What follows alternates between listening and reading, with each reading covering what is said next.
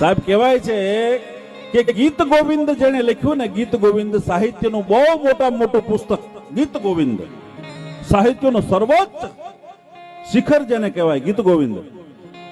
એ ગીત ગોવિંદ જેને લખ્યું એ એક ભરવાડની દીકરી ગીત ગાતી.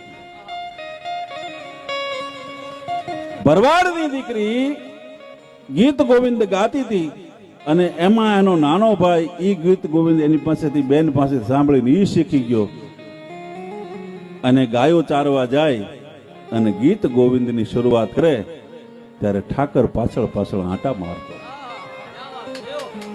ઠાકર પાછળ પાછળ આંટા મારે સાહેબ.